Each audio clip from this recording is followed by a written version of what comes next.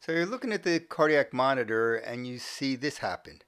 And it doesn't take a whole lot of experience to know that this is not good and it's time to get ready for a transvenous pacemaker. Now, in a circumstance like this, a number of things would have to occur simultaneously. However, if the patient has just a bradycardia and has a little bit of a blood pressure, and then in those circumstances, you're probably able to take your time and get things set up. Regardless of how emergent the situation is, you still have to set up your pulse generator for the pacemaker. In general, there's only two things you really need to set to get the pacemaker generator started. One is to set the heart rate, which I usually like to set at 100 or around that area because I want to be able to know quickly when my pacer wire gets into the heart. And the other is to turn the milliamps all the way up. This gives me the best chance of knowing when the pacer wire is even just in close proximity to the inside of the right ventricle. The right ventricle is the ideal place where you want to localize your pacemaker wire, but other areas of the heart in which the pacemaker wire can contact and generate an output can be used in emergent situations. Temporary pacer wires have wound up in the coronary sinus, on the tricuspid valve annulus, and even in the pericardiophrenic vein. However, ideally you do want to get it into the right ventricle. Using sterile technique, the patient is draped in the usual fashion that you would for any type of central access. Ideally, the right internal jugular vein is the access point that is most preferred for a temporary transvenous pacemaker, particularly one that's balloon tipped. However, the left internal jugular, the left subclavian, and even the femoral veins have been used with success. The area is prepped in the same usual manner as you would for any type of central access. Under ultrasound guidance, the area of entry is anesthetized.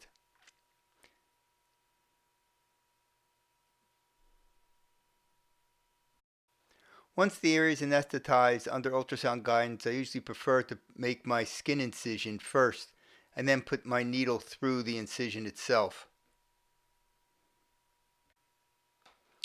Again, using the ultrasound, the puncture needle is used to enter the vein. I prefer to do this in the longitudinal plane and watch the needle enter the vein directly. When I do it this way, you don't need to attach a syringe to the needle because you're going to watch it go into the vein similar to the way you would with putting in a peripheral IV. You can see there the needle is puncturing into the vein. It's on top of the artery there, which is a nice view because you can make sure you don't go through the vein and into the artery. And then once you see that you're in the vein, I use an introducer and just slide the introducer, which is basically an intravenous catheter, off of the needle. And then I can confirm that the introducer is in the vein, as you can see it there. And I usually do that in two different planes to make sure I know where I am. The blood on the field is actually from the skin incision. For some reason or another, I always seem to hit a little arteriole, which makes it look like a bloodbath when I'm inserting central lines. A guide wire is placed through the catheter or needle if you've used the needle in the normal fashion. I always like to confirm the wire's placement to make sure that I'm in the vein before I put anything big like a dilated introducer in there. So I'll usually look at it in the transverse plane and also in the longitudinal plane. And you can see the wire sitting nicely in the right internal jugular vein there. Once I'm convinced that the wire is in the right location, I can pull the catheter out. If you use the needle, you'll be pulling the needle out. And now you're ready to just place the introducer. You can clean up the field a little bit. You don't need to make a skin incision because you made that earlier. The introducer is placed over the wire, and as always when using this technique, you need to make sure that you can grasp the wire at the back end of whatever you're placing, whether it's a catheter, an introducer, or whatever, before you go ahead and thread the device into the vein itself. So you can see the wire stick out the end, grab a hold of it. You can see it's in my left hand, I'm grabbing the wire, and then introducing the Deslett-Hoffman sheath introducer. You can see there's a side port on it. You can unscrew that, pull your stylet out, and then hopefully when you turn your stopcock, what you will see is a backflow of blood from the internal jugular vein.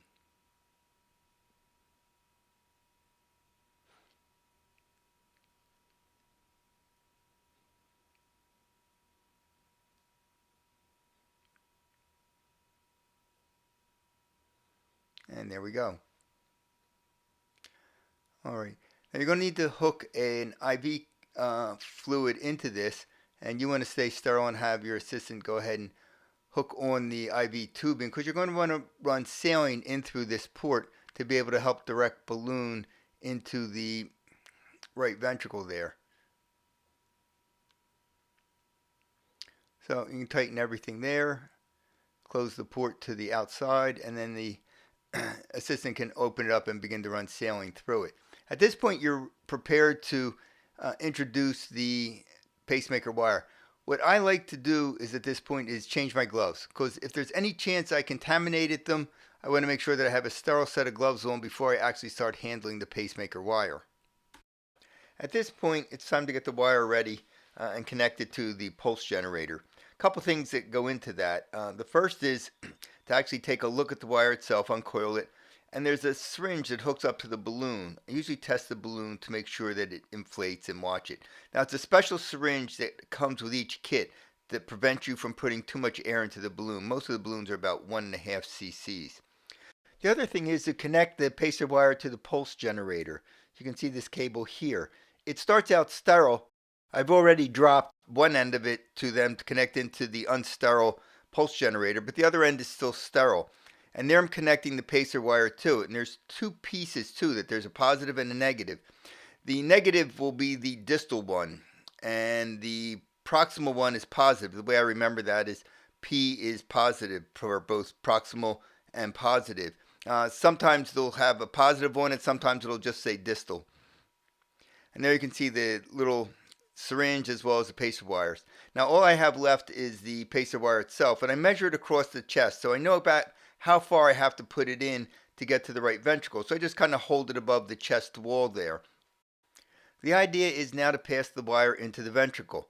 So you take the pacer wire and place it into the introducer and put it in until it's about 20 centimeters in. At this point, the tip of it should have cleared the tip of the introducer, and you can blow the balloon up. The balloon will allow the blood flow to pull the tip of the wire into the right ventricle. And with a slow, steady motion, you go ahead and advance the wire through the introducer, watching the monitor to see when you get capture of the pacemaker. Normally this is very easy. The patient's got a very slow heart rate. You pass the wire until you see the heart rate jump up to 100, and also you see on the monitor the bizarre looking capture spikes of what a pacemaker normally looks like, a big wide complex. Unfortunately, in this case, there was a bit of a hiccup. If you remember, this patient had sinus rhythm, which then went into a third-degree heart block with no escape rhythm. Unfortunately, or fortunately, the patient reverted back to sinus rhythm. This made it a little bit difficult to see when the pacer wire actually entered the ventricle and capture was obtained. The pacer spikes are going to be very evident on the monitor as we're watching it, but it's a little bit difficult to actually see when the pacer wire connects with the internal portion of the right ventricle and capture is obtained.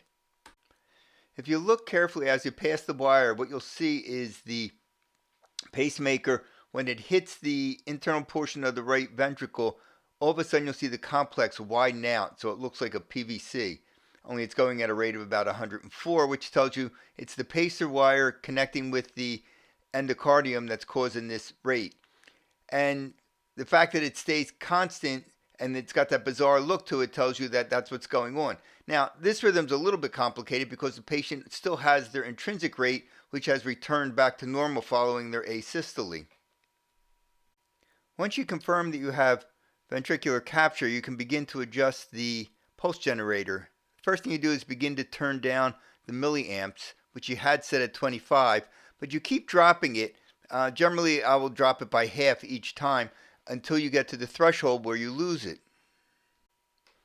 And you can see as you keep dropping it down, you go from 25 down to 10, down to 5, down to 2, then you get below that. What you'll see is as we finally hit our threshold where we lose the capture, you'll see all of a sudden the pace beats go away. You may still see the pacer spike, but all of a sudden you'll lose capture, which you see right here. You've now lost capture. So we know that's the threshold. In this case, it had dropped down to 0.4. And what you really want to do is you want to make sure you can get down below 1 to make sure you really have a good placement of the pacer wire. Once you find your lost capture threshold, you generally double the milliamps on the pacemaker generator and set it there. However, if you're losing capture at about 0.2, it's probably not safe to leave it that low, and almost everybody will take it to 2 milliamps as the threshold. The next thing you want to do is decrease the rate. You don't need to have a rate of 100 in most of these people, so you decrease the rate down to whatever you want to set your threshold at, 72, 60, 50, whatever you feel is comfortable. The sheath introducer needs to be sutured in place and the pacemaker wire tightened down within the sheath introducer. At this point, the site can be dressed and the patient admitted to the hospital. And that's it. Pacemaker insertions 2025. Thank you.